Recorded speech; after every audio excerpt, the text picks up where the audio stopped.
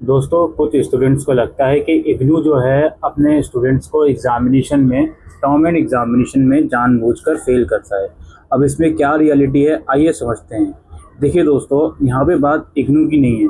आप इंडिया के अंदर किसी भी यूनिवर्सिटी को कंसिडर कर लो, हर बार ये चीज़ देखी जाती है कि उस यूनिवर्सिटी के अंदर अगर किसी प्रोग्राम में, किसी बैच में 40-50 बच्चे हैं, तो कुछ ना कुछ बच्चों के साथ, 2-3 बच्चे या 4-5 बच्चों के साथ ऐसा देखा गया है कि उन्हें किसी न किसी सब्जेक्ट में या मल्टीपल सब्जेक्ट्स में ईआर दे दी गई। यहाँ ये भी देखा गया है कि मान लीजिए 40-50 में से 5-6 बच्चों को ईआर दी गई है, तो सबको या तो एक ही सब्जेक्ट में दे दी गई या अलग अलग सब्जेक्ट में दे दी गई।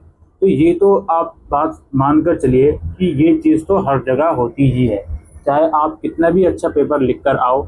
लेकिन अगर आप मान लीजिए उन 50 में से 4-5 बच्चों वाली कैटेगरी में आ गए, तो आप फेल हो सकते हो।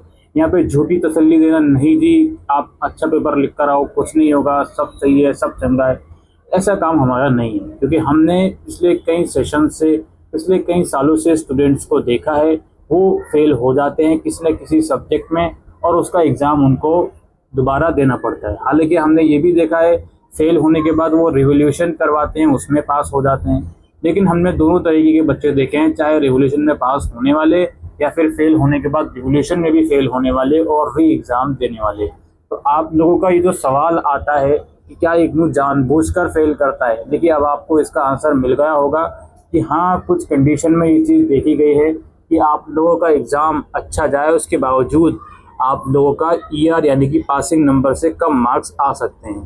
तो ये आप समहाउ आपके लक के ऊपर भी डिपेंड करता है और इसमें आप या हम कुछ भी नहीं कर सकते। हमारे पास केवल एक ही ऑप्शन होता है कि अगर नंबर कम आए हैं, फेल हो गए हैं, तो रिवैल्यूएट करवा लें, उसमें पास हो गए तो ठीक है, अदरवाइज उस सब्जेक्ट का री एग्ज़ाम देना पड़े।